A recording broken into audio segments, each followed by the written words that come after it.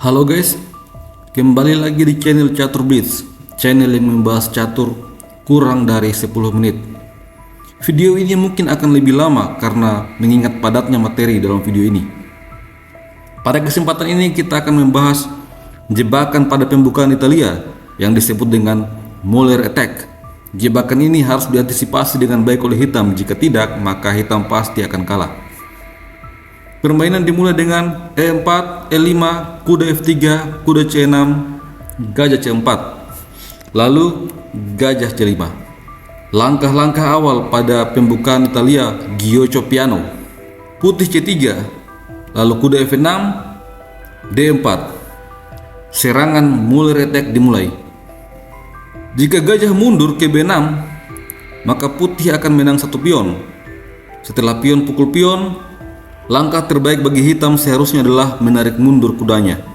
Jika putih mencoba mendapatkan kembali pionnya dengan kuda pukul pion, maka menteri D5 mengancam kuda dan mengancam skakmat. Hal ini tentu saja akan membuat hitam panik. Setelah dicoba gajah memukul pion, raja E2. Kali ini ancaman skakmat, mengancam kuda dan mengancam gajah. Putih terpaksa rokade pendek. Setelah itu menteri makan kuda. Putih telah unggul 1 perwira. Apabila hitam mencoba kuda G4, maka gajah pukul pion, skak. Raja mengambil gajah, kuda G5, skak. Raja mundur G8 akan berakhir dengan skakmat. Setelah menteri D5, raja harus pindah ke F8, kemudian skakmat dengan menteri F7. Langkah terbaik adalah raja ke E8. Setelah itu menteri makan kuda. Kuda makan pion, menteri mundur G3. Putih akan sedikit lebih baik dan hitam telah kehilangan haknya untuk rokade.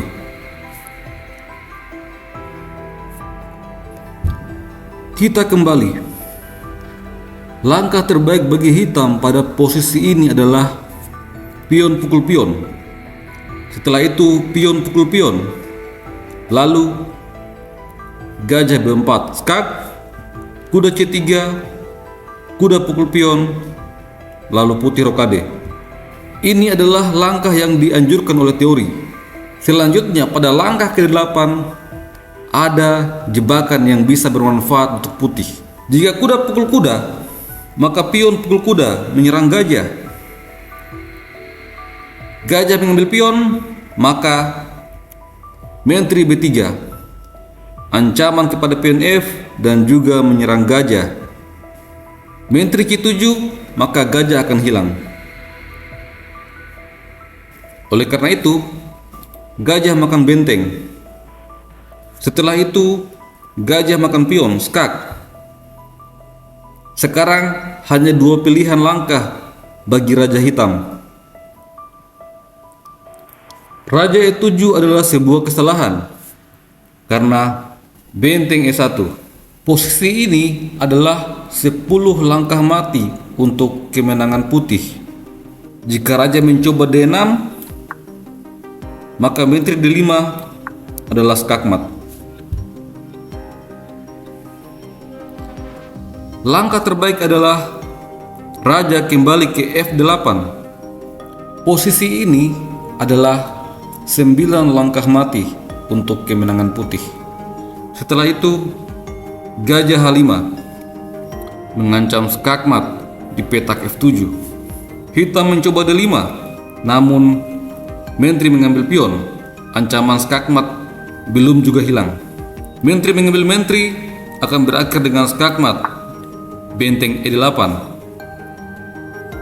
Oleh karena itu, hitam mencoba dengan gajah E6, namun tetap diambil oleh menteri.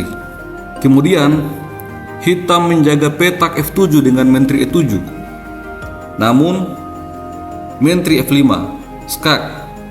Setelah menteri F6, gajah A3, skak. Kuda menutup skak, gajah makan kuda.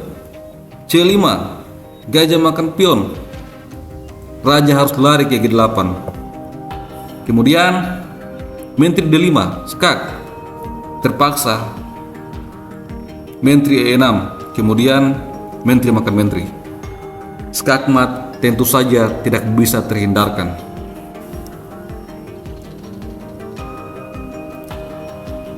Kita kembali pada langkah ke-11. Sebelumnya kita telah melihat bahwa jika raja mencoba ke E7, maka akan berakhir dengan skakmat. Oleh karena itu, hitam mencoba raja F8.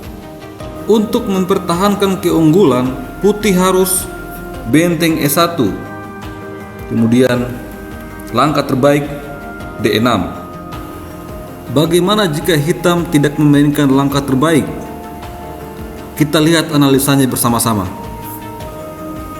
Jika kuda mencoba ke E7, maka gajah G5, ancaman yang sangat berbahaya.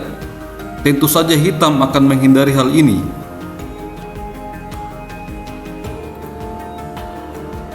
Jika kuda pukul pion, maka kuda pukul kuda. Setelah gajah memukul kuda, gajah H5.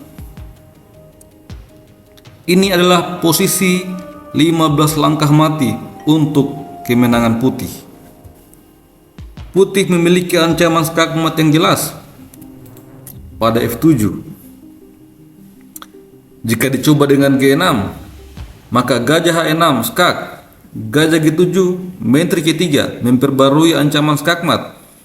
Gajah makan gajah, menteri makan benteng, skak. Raja harus lari ke F7. Menteri makan pion, skak. Gajah G7. Setelah itu, menteri makan pion G6, skak. Raja mundur G8. Benteng E8, skak. Royal fork. Menteri terpaksa mengambil benteng. Menteri mengambil menteri. Raja lari ke H7. Gajah G6, skak. Raja harus pindah ke H6. Setelah itu gajah C2, ancaman skakmat pada petak G6. Raja G5, menteri G6, skak. Raja F4, lalu menteri G3 adalah skakmat. Kita kembali. Oleh karena itu, pada posisi ini langkah terbaik adalah D6. Kemudian gajah G5 mengancam menteri. Menteri D7, gajah H5. Setelah gajah memukul pion, kuda pukul gajah, kuda pukul kuda, lalu gajah skak. Menteri mengambil gajah, benteng mengambil menteri. Kuda memukul menteri akan berakhir dengan skakmat. Oleh karena itu, raja mengambil benteng. Setelahnya, menteri F7 skak. Sekarang raja harus mundur ke D8. Lalu menteri makan pion, mengancam benteng dan juga mengancam kuda. Benteng hitam tidak akan mungkin selamat. Oleh karena itu, hitam melindungi kuda dengan pion. Menteri makan benteng, raja C7, menteri makan pion H7. Gajah D7, gajah G4, benteng D8 memberikan perlindungan. H4, B5, gajah pukul gajah, benteng pukul gajah. Lalu kita akan melihat terjadi persaingan seru antara dua perwira melawan menteri, dan putih memiliki pion-pion bebas yang sangat masif. Analisa komputer mengatakan bahwa ini adalah kemenangan untuk putih. Sebelumnya kita telah melihat apa akibatnya jika gajah berani memukul pion C3. Sekarang, bagaimana jika gajah mundur ke E7? Ini lebih parah lagi, karena setelah D5 mengusir kuda, maka kuda A5. D6 kali ini mengancam gajah. Kuda pukul pion adalah suatu kesalahan, karena setelah itu pion pukul gajah menyerang menteri. Menteri terpaksa mengambil pion, lalu benteng E1. Putih memenangkan menteri. Kita kembali. Apa yang akan terjadi jika gajah mengambil pion? Apa pula yang akan terjadi jika pion yang mengambil pion? Kita akan melihatnya pada episode selanjutnya. Sampai bertemu kembali, Games Nasional.